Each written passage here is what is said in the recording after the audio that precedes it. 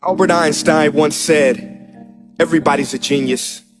But if you judge a fish by its ability to climb a tree, it will live its whole life believing that it is stupid. Ladies and gentlemen of the jury, today on trial we have modern day schooling. Glad you could come. Not only does he make fish climb trees, but also makes them climb down and do a 10-mile run. Tell me, school, are you proud of the things you've done? Turning millions of people into robots, do you find that fun? Do you realize how many kids relate to that fish? Swimming upstream in class, never finding their gifts, thinking they are stupid, believing they are useless? Well, the time has come, no more excuses. I call school to the stand and accuse him of killing creativity, individuality, and being intellectually abusive. He's an ancient institution that has outlived his usage. So, Your Honor, this concludes my opening statement, and if I may present the evidence of my case, I will prove it. Proceed. Exhibit A. Here's a modern day phone. Recognize it? Here's a phone from 150 years ago. Big difference, right?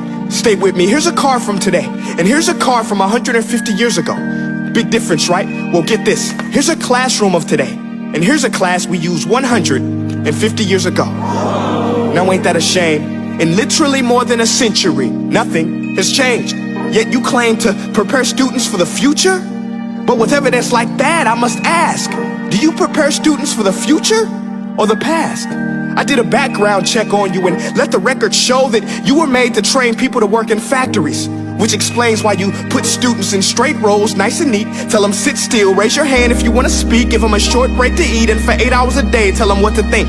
Oh, and make them compete to get an A letter which determines product quality, hence grade A of meat. I get it. Back then, times were different. We all have a past. I myself am no Gandhi. But today, we don't need to make robot zombies. The world has progressed. And now we need people who think creatively, innovatively, critically, independently, with the ability to connect. See, every scientist will tell you that no two brains are the same. And every parent with 2 or more children will confirm that claim. So please explain why you treat students like cookie cutter frames or snapback hats, giving them this one-size-fits-all crap. Watch your language. Sorry, Your Honor, but if a doctor prescribed the exact same medicine to all of his patients, the results will be tragic. So many people would get sick, yet when it comes to school, this is exactly what happens. This educational malpractice, where one teacher stands in front of 20 kids, each one having different strengths, different needs, different gifts, different dreams, and you teach the same thing the same way? That's horrific. Ladies and gentlemen, the defendant should not be acquitted. This may be one of the worst criminal offenses ever to be committed. And let's mention the way you treat your employees. Objection. Overruled. I want to hear this. It's a shame. I mean, teachers have the most important job on the planet, yet they're underpaid?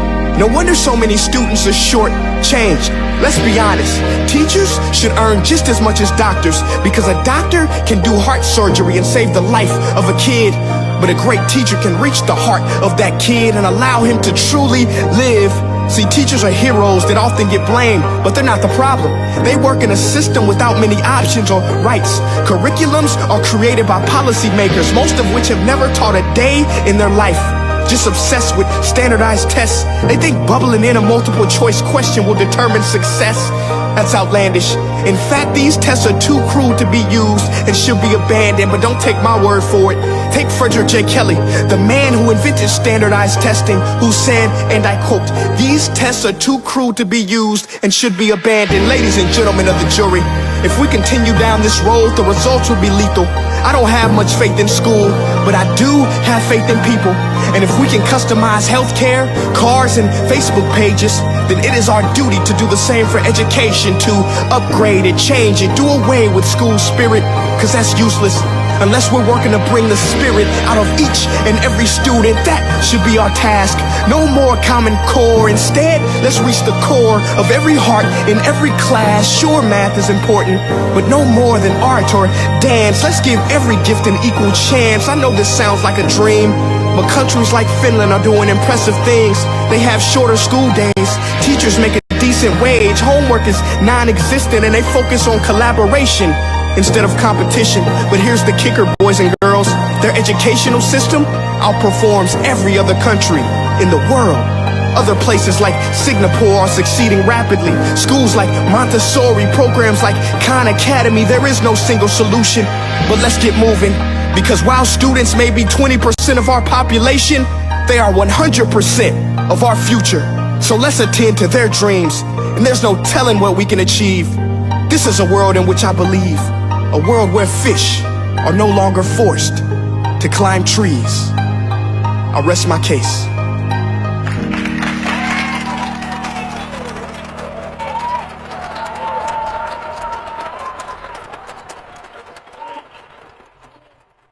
Hey guys, thank you so much for watching that video. Now, if you haven't joined the family yet, this is what I want you to do. I want you to click like on this page and click see first so that you never miss a beat. Now, for more insider information, offers, and just special challenges, go to my website at princeea.com and sign up for my personal email list. And the last thing I want you to do, you listening? Make each breath count. Peace.